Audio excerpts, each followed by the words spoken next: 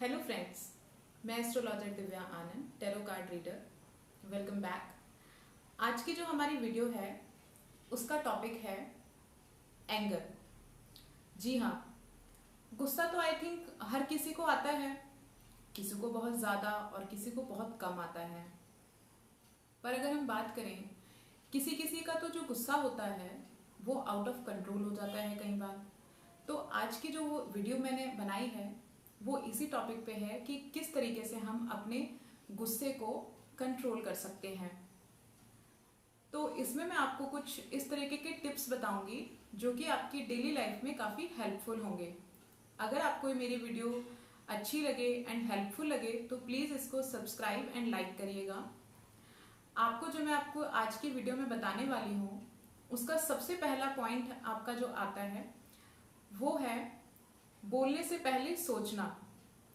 जैसे कि हम कोई भी चीज़ बोलते हैं तो वो चीज़ वापस नहीं आती, ये चीज़ हम जानते हैं।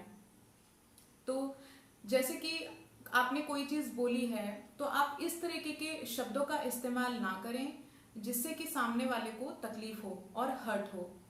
तो मैं यही कहूँगी कि जैसे कि तीर कमान से जब निकल जाता है तो वापस नहीं आता, उसी तरीके से शब्द जो निकल जाता है हमारे मुंह से वो वापस नहीं आता। तो हमें कोई भी चीज़ जो हम बोल रहे हैं सोच समझकर बोलनी चाहिए। जो हमारा सेकंड पॉइंट यहाँ पर आता है वो है ग्रजेस मेंटेन ना करना। लाइक कि कई बार इस तरीके की सिचुएशन होती है, लाइक मैं एग्जांपल देती हूँ कपल्स का, कि उनमें लड़ाई हो जाती है एंड कई बार वो एक दूसरे से बात नहीं करते हैं, कई बार 5 दिन 10 दिन 15 दिन या और भी ज़्यादा। तो उस तरीके के केसेस में हमें क्या करना चाहिए कि हमें अपने जो मन में गुस्सा है और जो एंगर है उसको मेंटेन नहीं रखना है, उसको हमें लेट गो करना है। क्योंकि आज हम साथ होते हैं तो हम एक दूसरे की वैल्यू नहीं समझते, पर जब हम एक दूसरे से दूर होते हैं तब हमें वो चीज़ें समझ में आती है कि लाइक हम जब साथ में थे तो हमने कितना समय अपना इस गुस्से में और नाराजगी में बर्बाद कर दिया। काश हम वो मोमेंट अच्छे से और प्यार से जी पाते तो आज शायद इस तरीके की सिचुएशन ना होती। इसी तरीके से जो थर्ड पॉइंट हमारा आता है गुस्से को कंट्रोल करने के लिए, जो आपको मैं बताने वाली हूँ, वो है एक्सरसाइजेस और योगा वगैरह को अपने डेली शेड्यूल में इंक्लूड करना। ये मैं आपको पहले वीडियो में भी बता चुकी हूँ कि आपकी जो एक्सरसाइजेस होती हैं वो हमारे माइंड को काफ़ी हेल्दी रखती हैं। तो हमें अपनी डेली लाइफ में I think half an hour या 1 आवर, जितना भी आप मैक्सिमम दे सकते हैं, हमें एक्सरसाइजेस और योगा में अपने जो भी टाइम है वो स्पेंड करना चाहिए, जिससे कि आप मेंटली हेल्दी रह सकें और आपके जो गुस्सा है और जो आपके इमोशंस हैं उन पे आप कंट्रोल कर सकें। जो उसके बाद हमारा नेक्स्ट पॉइंट आता है वो है फॉरगिवनेस। यानी अपनी फॉरगिवनेस को हमें बढ़ाना चाहिए। हमें बहुत ज़्यादा चीज़ों को बहुत दिन तक लेके नहीं बैठना चाहिए और हमें चीज़ों में लेट गो करना आना चाहिए। जैसे कि हमें किसी ने कुछ कह दिया तो हमें उसे बहुत ही इजीली और बहुत ही जल्दी माफ़ कर देना चाहिए। क्योंकि अगर आप चीज़ों को दिल में लगाकर बैठते हैं तो चीज़ें आपको अंदर ही अंदर खा जाती हैं और आपका गुस्सा जो है वो आपको ख़राब कर रहा होता है। इसलिए हमें चीज़ों को लेट गो करना है और हमें चीज़ों में आगे बढ़ना है, यानी फॉरगिवनेस को बढ़ाना है। क्योंकि कई कई बार होता है कि दो दोस्तों में लड़ाई हो गई और कई साल हो गए उन लोगों ने बात नहीं करी एक दूसरे से, तो वो चीज़ एक सॉल्यूशन नहीं है, वो उनकी फ्रेंडशिप खराब हो गई किसी भी रीज़न से। तो हमें एक दूसरे को आई थिंक समझना चाहिए और हमें उस चीज़ में उन लोगों को माफ़ कर देना चाहिए।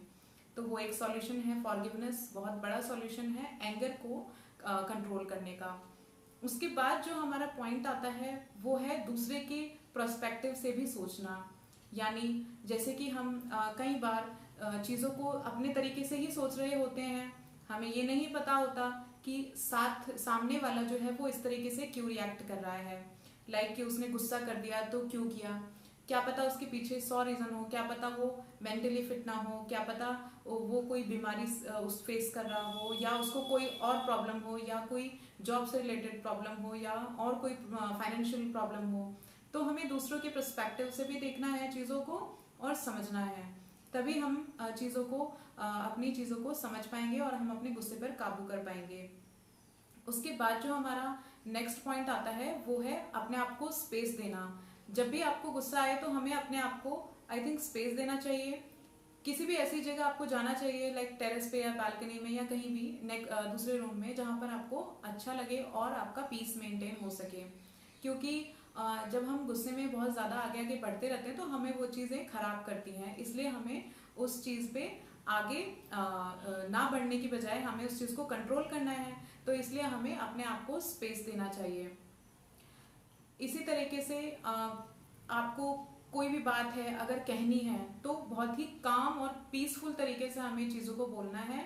हमें चीज़ों में बहुत ज़्यादा गुस्से का इस्तेमाल नहीं करना है। यानी हमें अपनी चीज़ें भी बोलनी है पर बहुत ही प्यार और बहुत ही पोलाइट तरीके से।